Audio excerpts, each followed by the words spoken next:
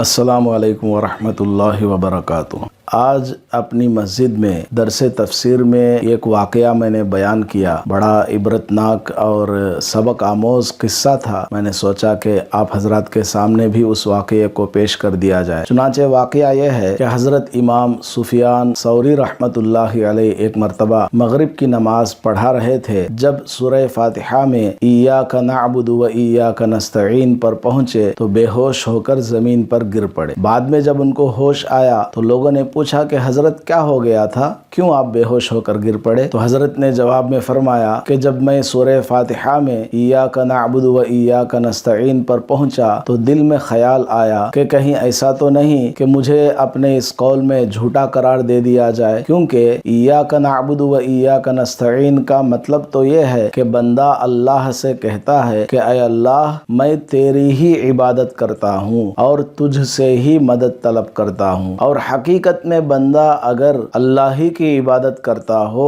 اور دوسرے کو اللہ کی عبادت میں شریک نہ ٹھہراتا ہو، اور اسی طرح اللہ ہی سے مدد طلب کرتا ہو اور اللہ کے ماسوا سے مدد طلب نہ کرتا ہو۔ بعض چیزیں ایسی ہیں جو مادی چیزیں ہوتی ہیں، ان میں دوسروں سے مدد طلب کرنا اس آیت کے خلاف نہیں ہے، اس کی تفصیل الگ ہے۔ میں صرف نفس قصہ کو بتانا چاہتا ہوں۔ تو حضرت نے فرمایا کہ مجھے یہ خیال آ گیا کہ کہیں مجھے اپنے اس قول میں جھوٹا نہ قرار دے دیا جائے تو پھر میرا کیا حال ہوگا، تو میں فوراً بے ہوش ہو کر زمین پر گر پڑا۔ حقیقت میں جب بندہ نماز پڑھتا ہے تو وہ گویا اللہ سے بات چیت کرتا ہے، اور حدیث پاک میں یہ بات آئی ہے کہ جب بندہ سورہ فاتحہ پڑھتا ہے، ایک ایک آیت کو پڑھتا جاتا ہے تو اللہ کی طرف سے ایک ایک جواب ملتا جاتا ہے۔ تو حضرت امام سفیان ثوری رحمۃ اللہ علیہ نے کہا کہ میں جو ایاک نعبد و ایاک نستعین پڑھ رہا ہوں، کہیں یہ جھوٹ تو نہیں ہے کہ میں ظاہر میں اللہ سے کہہ رہا ہوں کہ اے اللہ، میں تیری ہی عبادت کرتا ہوں اور میرا سر کہیں اور بھی جا کر جھک رہا ہو، میں کسی اور کو بھی اللہ کی خدائی میں شامل کر رہا ہوں، یا نفس پرستی کا شکار ہوں، کیونکہ نفس پرستی کے بارے میں بھی قرآن شریف میں آیا ہے اتباع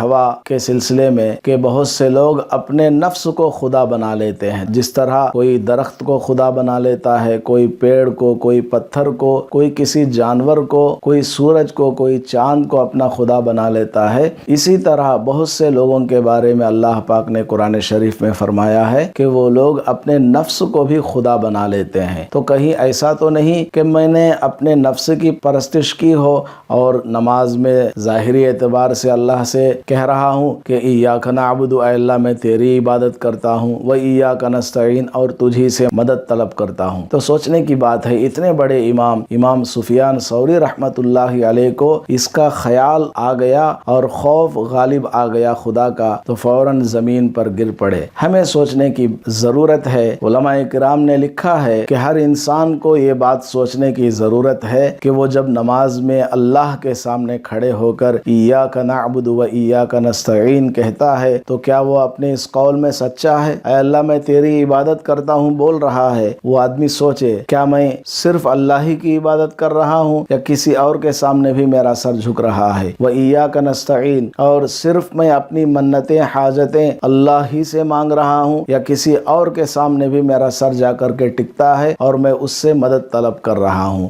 آدمی اگر اس پر غور و فکر کر لے تو پورا دین اس کا کامل ہو جائے گا۔ بلکہ علامہ ابن کثیر رحمۃ اللہ علیہ نے فرمایا ہے کہ پورے دین اور کامل اطاعت کا خلاصہ یہی دو چیزیں ہیں۔ پورے دین کا اور کامل اطاعت کا خلاصہ یہی دو چیزیں ہیں، ایاک نعبد و ایاک نستعین، اے اللہ ہم تیری ہی عبادت کرتے ہیں اور تجھ سے ہی مدد طلب کرتے ہیں۔ جب یہ دو باتیں آدمی کے دل میں اتر جائیں اور آدمی اس کو مضبوطی سے تھام لے تو انشاءاللہ اس کی دنیا بھی کامیاب ہو جائے گی اور آخرت بھی اس کی سدھر جائے گی، اور اللہ پاک اس کو کامیاب رکھیں گے۔ اللہ تبارک و تعالی ہمیں عمل کرنے کی توفیق نصیب فرمائے، آمین۔